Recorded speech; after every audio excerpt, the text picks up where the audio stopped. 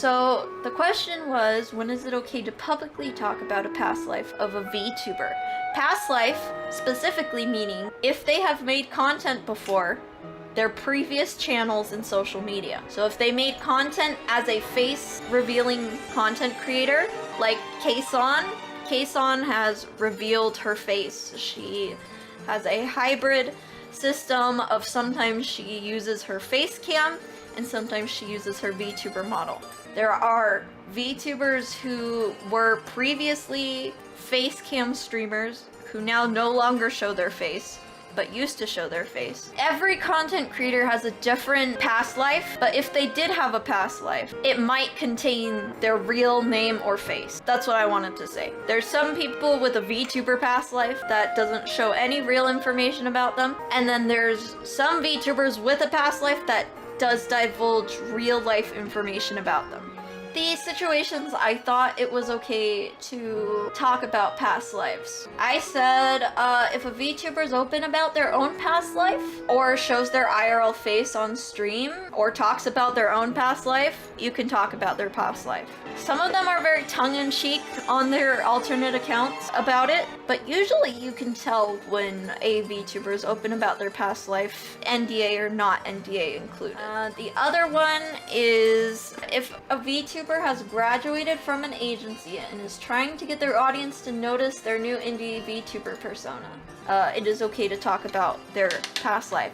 Specifically, the keywords here are indie VTuber. I don't know how I feel about company VTuber going company VTuber. So I would say that those are the very clear green lights, pretty much. Pretty sure most people are okay with these two instances talking about it publicly. Specifically, only if it's corporate to indie and the indie VTuber is trying to make it very clear that they were someone before. Honestly, the community seems to be shifting to be more open about past lives, as it relates to those who were already creators or VTubers, judging by the discussions surrounding the recent debuts. That's why I wanted to bring this up, because the last debate we had about past lives was when Depressed No Soggy, a fellow VTuber video content creator, also known as the VTuber historian, got into some very big hot water for specifically locking past life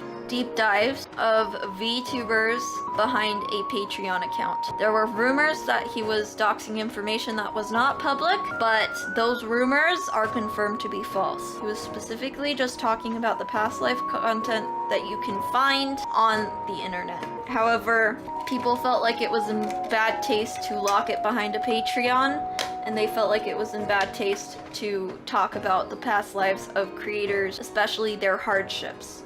I did not watch those videos of Depressed No Soggies, but it is very interesting to see this shift in the community from being very, very, very against past lives to the point of trying to chase a content creator off the internet for talking about past lives, to those same people now being tongue-in-cheek, talking about past lives. You know, attitudes are changing, and what's considered okay to say on the internet about past lives is shifting. This is good and bad at the same time. It is good because people are able to see just how much work has gone into each VTuber persona before they joined Hololive. They are starting to realize that Hololive isn't easy street. Oftentimes, the creator who joins Hololive is very big. It's good for people to be able to peek behind the curtain. If I said I never peek behind the curtain, I'd be lying, right? But it can be abused, and it can be abused very badly. It's getting to the point where I'm not going to bring it up, but just yesterday there was a VTuber that was very badly doxxed. Now that the Overton window is shifting in regards to VTuber past life etiquette, I feel as though it's shifting too far in the other direction, and people are way too eager to shuffle through every little thing that a VTuber has done before their debut. And this is bad for many reasons. People change opinions, people change characters, and I'm someone who believes in second chances. And having a clean slate or a new character can be a way to have a second chance as a creator. Ugh. This could be taken the wrong way, but I'm just saying there's no escaping essentially all of your private info being leaked as a VTuber the moment anyone is curious now. And I kind of appreciated when we respected creators' boundaries more. If you want my take on like when in doubt, don't say anything, here's all my when in doubts. If you are wanting to respect a VTuber's privacy, here's the best way to do it. If there are leaks on past lives, do not publicly talk about them. Do not publicly spread the leak.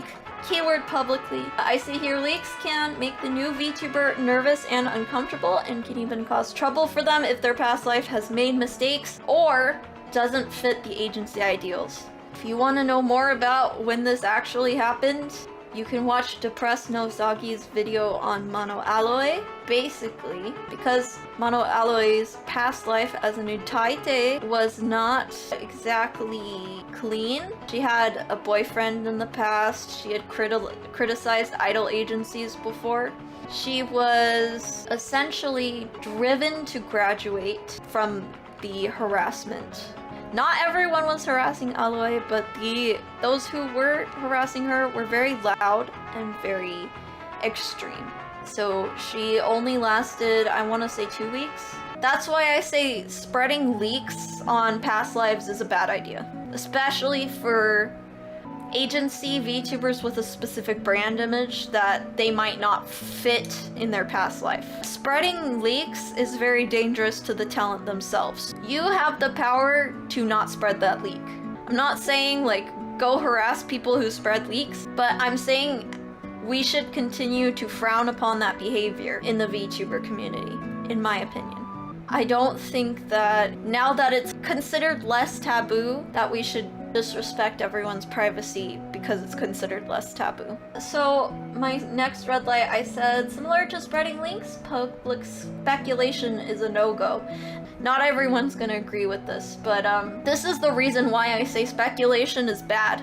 If a new debuted VTuber is speculated to be VTuber X, but it turns out they aren't, the new VTuber is already starting with a disappointed audience. If a VTuber is rumored to be the huge graduation of 3 months ago and they aren't, imagine being that VTuber who was anticipated to be someone that you're not. Immediate disappointment, crying in the chat, bunch of people directing their anger and frustration towards you.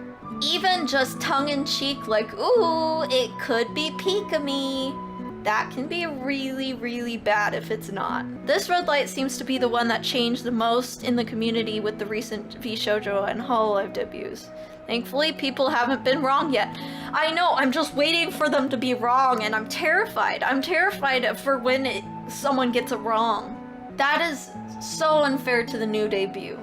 People speculate about their identity and get everyone all hyped that their old Oshi is coming back, only for it to not be their old Oshi. Not only is that tough on the fan base who got all hyped up, but it's even tougher on the talent. And I still consider it a no-go. I still will not spread rats, I will still not spread public speculation, and I think the benefit does not outweigh the bad that it could possibly do. Now, if a VTuber has debuted, and their voice is familiar, and you're sure you know who it is, at that point, it might be a different situation. But pre-debut speculation, Personally, I think it's very unhelpful to the talent who now has to live up to that name that they're being compared to. So that's red light 2. Red light 3, when a VTuber is live, never bring up their past life if the streamer didn't bring it up first. It can make things really tricky with NDAs. NDAs are non-disclosure agreements. Oftentimes, a VTuber cannot talk about their past life if they were previously part of an agency but now turned indie, or vice versa.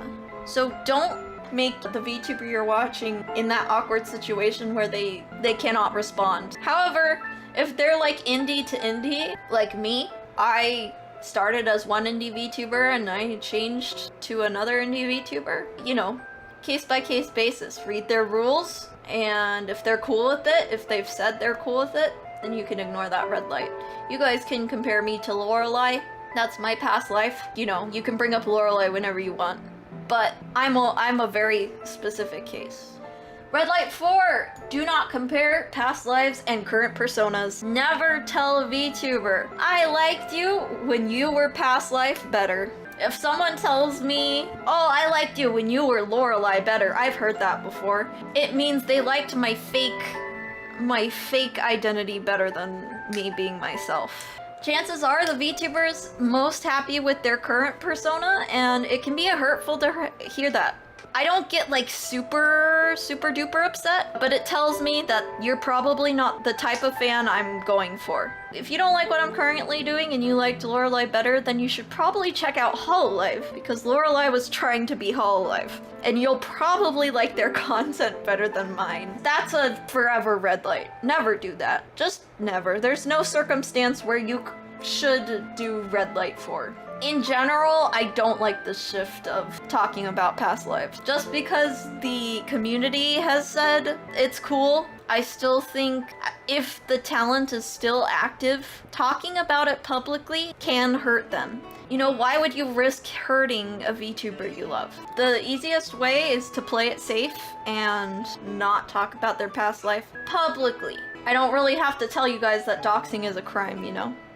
Don't dox people. I don't think I have to say that, but I'm just letting you guys know. The majority of VTubers want to stay anonymous. If we didn't want to stay anonymous, we would just talk about real life stuff. And personally, if anonymity wasn't part of VTubing, I wouldn't be a VTuber. What are your thoughts on concurrent public presences like DDK, SimSnap, and Kikihime? I tend to think they're fine depending on how known it is. It is totally cool. Like DDK, for example, she's pretty open about her VTuber identity. I mean, she can't say, I am so-and-so. She cannot say that because of the contract she's under, but, you know, she's said everything else. Like, in her lyrics, she's like, us idols make mistakes. Well, DDK, you're not an idol. Well, if you think about it for 2 seconds, you know why she wrote that lyric, if you know. So in like a DDK scenario, then it's like, yeah, I consider that fine. Because DDK herself has kind of confirmed that she's cool with it. She even said, you guys can talk about it, I just can't. In that case, like if DDK tomorrow tweeted like, don't talk about my job, then I would stop. So yeah, that's my feelings. However, I think all of us are curious, right? We all want to look behind the curtain, and if we did look behind the curtain, we want to talk about it, right? So what is a person to do? That is what private chats are for. With my own group, I talk about Hololive identities in private conversations. I do. Because it is a way to grow. Like, grow your understanding of the VTuber scene. Would I ever make content talking about someone's past life? No. Would I ever publicly talk about someone's past life? No, unless they have made it very clear that they're fine with it. I consider the best way to go about it if you want to talk about past lives is in a private chat amongst friends. And that's not to say a Discord server with 700 people is a private chat, you know? Yeah, that's just my thoughts on it. I don't know how you guys feel about it. I consider myself a very conservative person when it comes to talking about past lives, because the would you want this to happen to you question is something I ask myself all the time. Alright, red light rule 3 and 4 question. What if under their previous identity a VTuber was involved in controversies? Would it be wrong to talk about it publicly? I think so, yeah. Cancel culture is very against my own values. I believe, number 1, innocent until proven guilty, and I also believe number 2, anyone can be forgiven. So my own personal values do not line up with cancel culture. I mean, no one's perfect. I honestly think VTubing, being able to shed your skin, so to say, is a good thing, not a bad thing. I think there's a lot of people who have made mistakes and learn from their mistakes, but they can never recover from that because their internet identity is branded with something The internet believes in guilty until proven innocent instead of the other way around, like our legal justice system in the Americas is innocent until proven guilty. So there's a lot of false accusations that absolutely brand someone as someone who did illegal things without any trial, legal battle happening. In an era where people can't be forgiven and people have accusations on them that aren't necessarily true, I think them being able to still create as a different VTuber or, you know, a different persona is good. Maybe they did do something awful, but they learned from it, or, you know, they did something awful, the legal justice system took care of it, and now they've turned their life around. I think they should be able to continue to do what they love. Always give people a second chance, exactly. If I recall, Hololive and Niji Sanji now take action against defamation, so be careful if you want to talk about controversy of past lives of people in those companies. Yeah! So when talking in streamer chat, it's okay to mention stuff the streamer has openly talked about before. For example, you play viola. Yes! If a content creator has talked about something they do and they were using their VTuber persona to say that, like if Gura tomorrow tells us she has a cat named Shrimp, it is fine to talk about the cat she has in real life that is named Shrimp. If she did that on her other account, and then you talk about it on her Gura account, that's not okay. If they've talked about it on this account, then you can talk about it on this account. Just keep it straight. It's hard to keep it straight sometimes, especially double content creators. I'm not attacking anyone, because I think everyone has the right to handle their platform the way they want to handle it. But yeah, personally, I wouldn't ever use my influence to spread speculation or past life information of a VTuber publicly. Moving forward, this is my own code of conduct on how to talk about VTuber past lives.